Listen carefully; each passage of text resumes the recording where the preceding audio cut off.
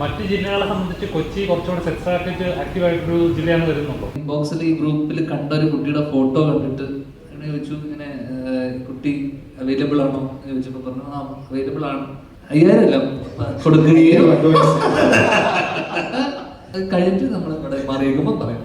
ഇപ്പം saint Therese കോളേജിൽ പഠിക്കുന്ന മീനു എന്ന് പറഞ്ഞൊരു സ്റ്റോറി കുറെ റിസർച്ച് ചെയ്തിട്ടുണ്ട് ഇതിനു വേണ്ടി. എനിക്കൊന്ന് ദിലീപേട്ടൻ്റെ പ്രിൻസ് ഉണ്ട്, ഇത് കഴിഞ്ഞിട്ട് പ്രിൻസ് എന്ന ഫാമിലി, അതാണ് ഇനി അടുത്ത റിലീസ് ഉണ്ടാവുക. എനിക്ക് തോന്നുന്നു നീ ആ ക്യാമറയുടെ പുറകിൽ അടിച്ചു നിൽക്കുകയായിരുന്നു.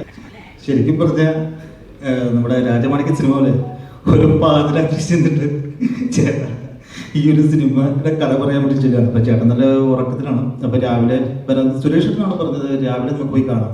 ഞാൻ ചെല്ലുമ്പം സ്ക്രിപ്റ്റ് ഓൾറെഡി അയച്ചു കൊടുത്തിട്ടുണ്ടായിരുന്നു. അപ്പം സുരേഷിന് എൻ്റെ കൺട്രോളർ സുരേഷനാണ് അയച്ചു കൊടുത്തത്.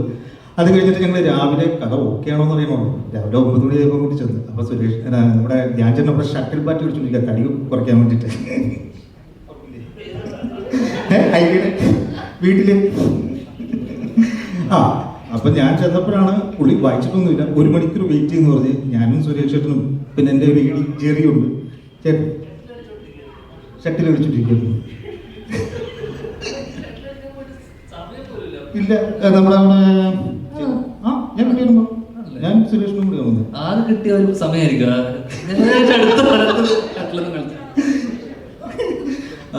ആ സമയത്താണ് കേന്ദ്രം പോയിട്ട് കഥ വായിച്ചിട്ട് കണ്ടന്റ് കൊള്ളാം, നമുക്ക് കുറച്ച് പണിയെടുത്താൽ പടം വർക്കാവും എന്നൊരു സംഭവം പറയുന്നത്.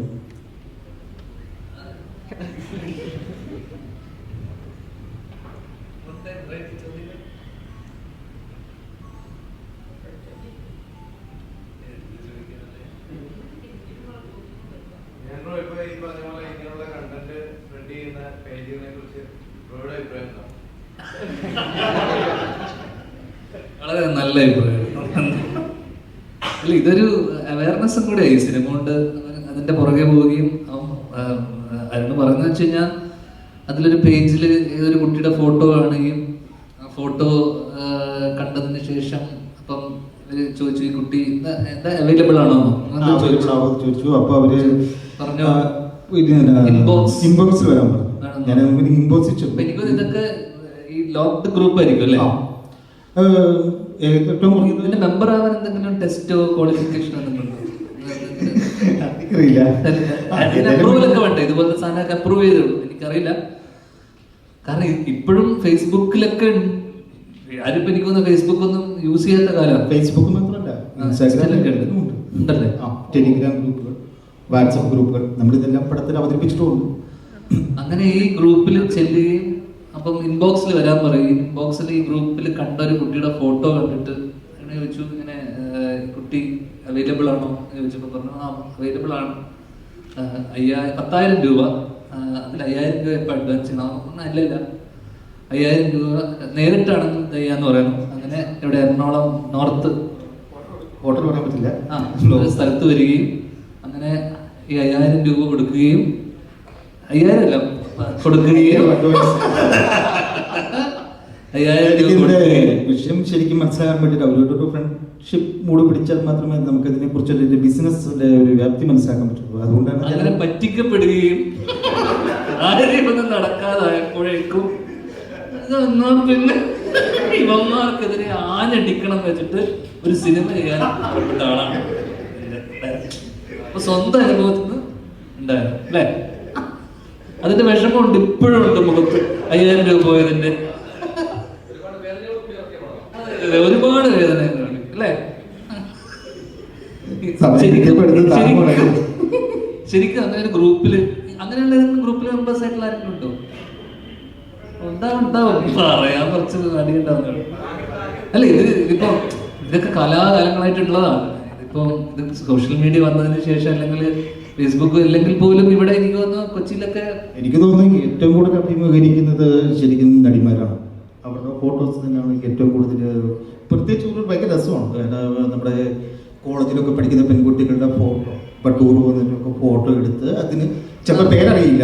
അപ്പം അവരെന്ത് ചെയ്യുമെന്ന് വെച്ച് കഴിഞ്ഞാൽ അതിനൊരു പുതിയ പേരിടും പെൺകുട്ടിക്ക്. ഇപ്പം സെന്റ് തെരേസ് കോളേജിൽ പഠിക്കുന്ന മീനു എന്ന് പറഞ്ഞൊരു സ്റ്റോറി കുറെ റിസർച്ച് ചെയ്തിട്ടുണ്ട് ഇതിനു വേണ്ടി.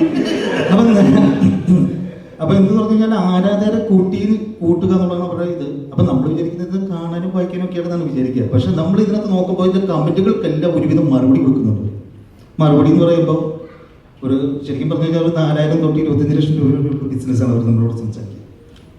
നമ്മുടെ താല്പര്യം അത്രയും എന്താ പറയുക, അത്രയും വലിയ രീതിയിലുള്ള ഒരു പരിപാടിയാണ് കൊച്ചിയിൽ നടക്കുന്നത്.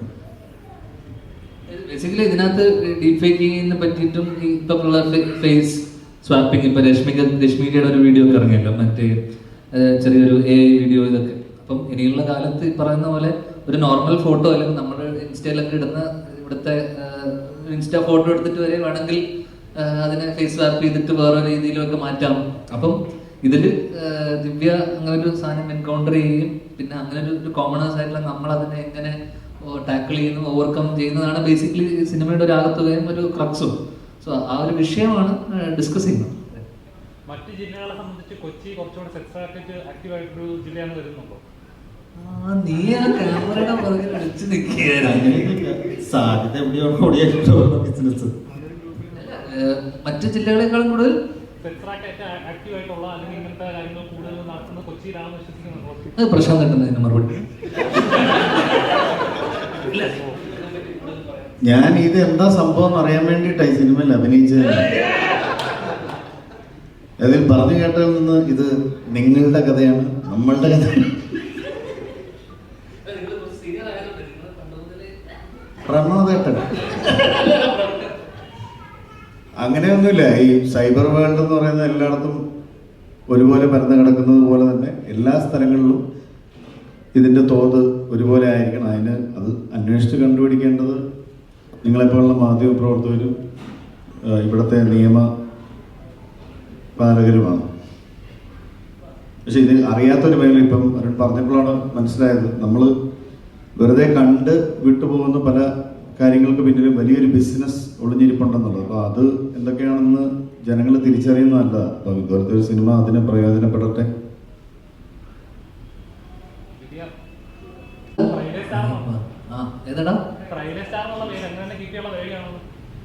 നല്ല പേരല്ലേ? എല്ലാ വെള്ളിയാഴ്ചയും ഒരു സിനിമ ഉണ്ടാകുന്ന വലിയ ഭാഗ്യമല്ലേടാ, അല്ലേ? എല്ലാ വെള്ളിയാഴ്ചയും നമ്മൾ കാണുന്നു, അതുപോലത്തെ പ്രസ് മീറ്റ് വരുന്നു, അല്ലേ? നമ്മൾ തന്നെ എപ്പോഴെത്ര കാണുന്നു, നീ ചോദ്യം ചോദിക്കുന്നു. ഇതൊക്കെ മിസ് ചെയ്യണോ? നിങ്ങളൊക്കെ മിസ് ചെയ്യും. ചേട്ടാ, ഒരു സെറ്റ് പടങ്ങൾ വന്ന് തീരുന്നു എന്ന് പറയും. അപ്പം തീരാറായോ? തീരുന്നില്ല. ഒരുപാടുണ്ട്. ഇനി കുറച്ചധികം ഉണ്ട്. തീരും, എന്നേക്കാൾ തീരും. അല്ലെങ്കിൽ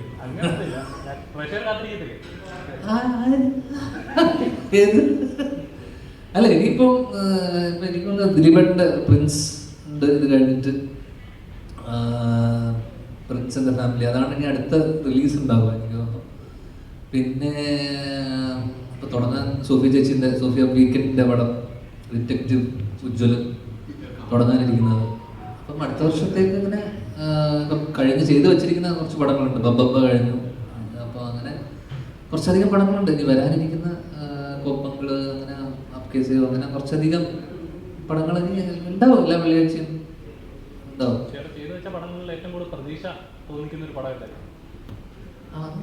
അങ്ങനെ ചോദിച്ചു കഴിഞ്ഞാൽ ഞാൻ പറയില്ല. എന്നാലും കുറച്ച് പടങ്ങളൊക്കെ ഉണ്ട്. അങ്ങനെ ഒരു പടമായിട്ട് എടുത്ത് പറയാൻ പറ്റില്ലല്ലോ.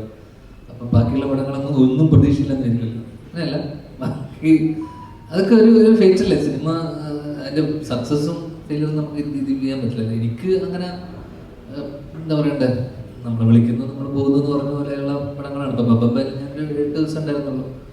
ഷൂട്ടിംഗ് ഒക്കെ ഭയങ്കര രസമായിരുന്നു. പ്രിൻസും അതുപോലെ തന്നെ ദിലീപേട്ടനോട് അല്ലെങ്കിൽ ഇപ്പം ഇമ്മീഡിയറ്റ് ചെയ്ത പടങ്ങൾ അതൊക്കെ നമ്മൾ കുറച്ച് മുന്നേ ഷൂട്ട് ചെയ്തു. കഴിഞ്ഞ കുറച്ച് മാസങ്ങളായിട്ട് ചെയ്ത പടങ്ങൾ ഇതൊക്കെയാണ്. അതൊക്കെ തീർച്ചയായിട്ടും പ്രതീക്ഷയുള്ള സിനിമകൾ തന്നെയാണ്, വലിയ സിനിമകളാണ്. ഹോപ്പ്ഫുള്ളി നന്നായി വരുന്നതായിരിക്കും. ചേട്ടാ, ഓരോ സിനിമകൾ ചെയ്യുമ്പോഴും പറഞ്ഞ കമന്റുകളൊക്കെ കാണുന്നുണ്ടാവുമല്ലോ. എപ്പോഴും പൊതുവെ നോക്കാറില്ല, എന്നാലും നോക്കാറൊക്കെ ഉണ്ട്. എപ്പോഴും തോന്നിയിട്ടുണ്ടോ ഉമ്മാർ എന്നെ തന്നെ ടാർഗറ്റ് ചെയ്യുകയാണോ എന്തെങ്കിലും തോന്നിയിട്ടുണ്ടോ? അല്ലല്ല, അങ്ങനെ നമ്മള് പടം വരുന്നു, എന്നെ അങ്ങനെ വ്യക്തിഹത്യൊന്നും ചെയ്യാറ്. എന്നെ കൂടുതലായിട്ട് തന്നെ ബോംബ് സ്റ്റാർ, പടക്കം, അതൊക്കെയല്ലേ പറയുള്ളൂ. പടം പൊട്ടുന്ന സമയത്ത് ആൾക്കാർ സ്വാഭാവികമായിട്ടും അങ്ങനെ പറയും. എന്നുവെച്ചാൽ നാളെ ഒരു പടം ഓടിക്കഴിഞ്ഞാൽ നല്ലതും പറയും. അപ്പൊ പിന്നെ നമ്മൾ അതിനെ മൈൻഡ് ചെയ്യേണ്ട കാര്യം നാളെ നല്ല പടം വരില്ല എന്നല്ലല്ലോ, എവിടെയെങ്കിലുമൊക്കെ വരുമല്ലോ. പിന്നെ അപ്പൊ നോക്കാം. ധ്യാൻ എന്ന നടനെ മറ്റുള്ള നടന്മാരിൽ നിന്ന് ഒരുപാട് വ്യത്യസ്തമാക്കുന്നത് ധ്യാനിന്റെ സംസാരിക്കുന്ന ശൈലിയാവാം, ഉള്ള പോലെ പറയുന്നത്, ബാക്കി വരുന്നത് വെച്ച് കാണട്ടെ എന്നുള്ള മൈൻഡാവാം. ഒരു പടം ഇറങ്ങുമ്പോൾ പ്രേക്ഷകരോട് കൃത്യമായിട്ട് പറയും ഈ പടം നിങ്ങൾ കാണണ്ടയോ എന്ന് കൃത്യമായിട്ട് പറയാറുള്ള ഒരു നടനാണ്. ഐഡി എന്ന ചിത്രം പ്രേക്ഷകർ എങ്ങനെയാണ്? ഞാൻ കൃത്യമായിട്ട് കാണണ്ടേ എന്ന് നല്ലതെന്നല്ലാതെ ഞാൻ പറയാറില്ല. ഏതായാലും ഒരു ക്ലൂ കൊടുക്കാറുണ്ട്. ക്ലൂ ചിലതിനൊക്കെ ക്ലൂ കിട്ടും ആൾക്കാർക്ക്. കുറച്ച് ബുദ്ധിയുള്ള ആൾക്കാർക്ക്, കുറച്ച് മനസ്സിലാവുന്ന ആൾക്കാർക്ക്, എന്നെ അടുത്തറിയാവുന്ന കുറച്ച് ആൾക്കാർക്കും ചില ഇതിൽ തന്നെ നമ്മുടെ കുറെ സുഹൃത്തുക്കളുണ്ട് അറിയാലോ. അപ്പൊ അവർക്കൊക്കെ മനസ്സിലാവും. പിന്നെ അവർ കുറച്ചുപേരൊക്കെ എൻ്റെ അടുത്ത് നിങ്ങളെ കൂട്ടത്തിൽ തന്നെ പേഴ്സണൽ ബന്ധമുള്ള കുറച്ച് പേരൊക്കെ അവരൊക്കെ എന്നോടൊന്ന് ചോദിക്കും. അവരോടൊക്കെ ഞാൻ പേഴ്സണലി പറയും. അതിൽ ഞാൻ നിന്നോടും പല കാര്യങ്ങളും പറഞ്ഞിട്ടുണ്ട്. അത് കഴിഞ്ഞിട്ട് നമ്മൾ ഇവിടെ മാറിയേക്കുമ്പോൾ പറയാം.